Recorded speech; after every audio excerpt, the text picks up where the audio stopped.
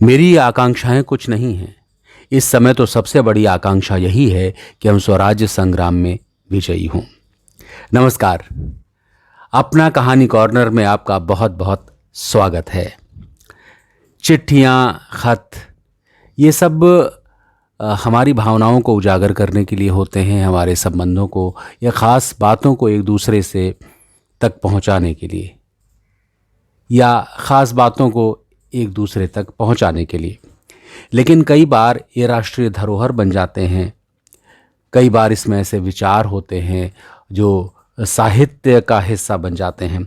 ऐसे ही दो पत्र आपके सामने प्रस्तुत कर रहा हूं, और ये दोनों पत्र प्रेमचंद ने लिखे थे बनारसीदास चतुर्वेदी को, और ये दोनों पत्र 1930 और 1935 में लिखे गए थे।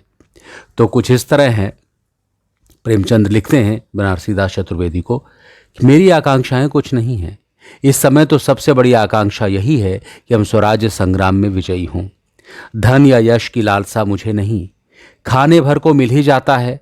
मोटर और बंगले की मुझे अभिलाषा नहीं है। हाँ, यह ज़रूर चाहता हूँ कि 2-4 उच्च कोटि की पुस्तकें लिखूं, पर उनका उद्देश्य भी स्वराज्य विजय ही है। मुझे अपने दोनों लड़कों के विषय में कोई बड़ी लालसा नहीं है। यही चाहता हूँ कि वो ईमानदार, सच्चे और पक्के इरादे के हों।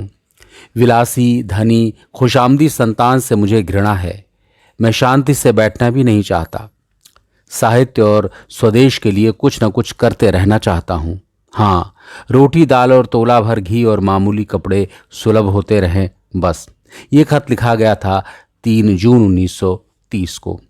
उसी तरह से एक और खत है जो इस प्रकार है। जो व्यक्ति धन संपदा में विभोर और मगन हो, उसके महान पुरुष होने की मैं कल्पना भी नहीं कर सकता। जैसे ही मैं किसी आदमी को धनी पाता हूं, वैसे ही मुझ पर उसकी कला और बुद्धिमत्ता की बातों का प्रभाव काफूर हो जाता है। मुझे जान पड़ता है कि इस शख्स ने मौजूदा सामाजिक व्यवस्था को, उस सामाजिक व्यवस्था को जो अमीरों द्वारा गरीबों के दोहन पर अवलंबित है, स्वीकार कर लिया है। इस प्रकार किसी भी बड़े आदमी का नाम जो लक्ष्मी का कृपा पात्र भी हो, मुझे आकर्षित नहीं करता। बहुत मुमकिन है कि मेरे मन के इन भावों का कारण जीवन में मेरी निजी असफलता ही हो। बैंक में अपने नाम में मोटी रकम जमा देकर शायद मैं भी वैसा ही होता जैसे दूसरे हैं। मैं भी प्रलोभन का सामना न कर सकता, लेकिन मुझे प्रसन्नता है कि स्वभाव और किस्मत ने मेरी मदद की है और मेरा भाग्य दरिद्रों के साथ संबद्ध है। इससे मुझे आध्यात्मिक सांत्वना मिलती है। ये खत लिखा गया था 1 दिसंबर 1935 को। तो इस प्रकार आप देखें कि जो ये खत होते हैं किस प्रकार न जाने कितने लोगों को प्रोत्साहित कर देते हैं समाज में काम करने के लिए। तो चलिए आज बस इतना ही। सुनते रहिए अपना कहानी कॉर्नर। और कौन सी कहानियाँ और कौन सी बातें आप सुनना चाहते हैं, बताइए। धन्यवाद।